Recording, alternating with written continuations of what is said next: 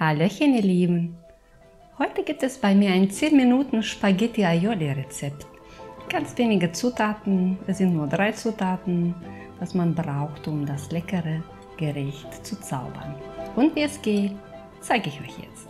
Ich habe schon mal die Zutaten vorbereitet. Ich habe Spaghetti, ich habe Chilischoten, Knoblauchzehe, ein bisschen Petersilie, Pfeffer, Salz und ich brauche noch Olivenöl zum Anbraten. Die Mengenangabe ist wie immer in der Infobox zu lesen und es geht los mit Spaghetti kochen. In der Zeit, wo die Spaghettis kochen, dann schneide ich die Chilischoten, die Knoblauchzehe und die Petersilie klein. So, ich habe hier schon kochendes Wasser, ich habe auch Salz reingemacht und jetzt kommen die Spaghetti rein.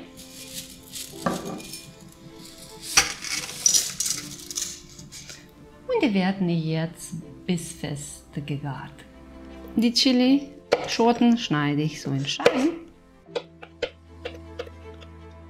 Wer möchte, kann dann die Samen rausnehmen. Ich lasse die dran, weil die Chilischote ist nicht so scharf. Die Knoblauchzehe schneide ich auch in Scheiben. Und jetzt wird die Petersilie gehackt.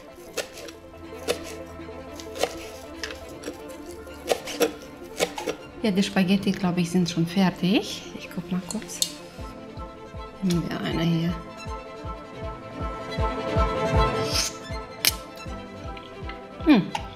Die sind fertig.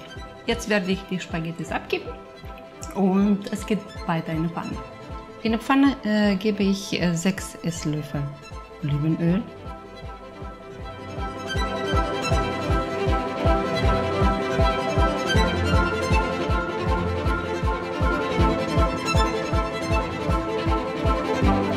Und lasse es erhitzen. Wenn das Öl erhitzt ist, dann gebe ich die 3 Sachen, Chilischote, Knoblauch und Petersilie rein und lasse etwa 2-3 Minuten leicht anbraten. Wow, das ist so ein Duft. Ich freue mich jetzt schon. So, jetzt ist es soweit. Jetzt kommen die Nudeln noch in die Pfanne.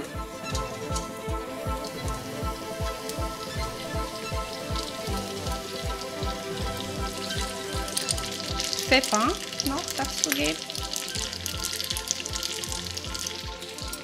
Ein bisschen Salz noch.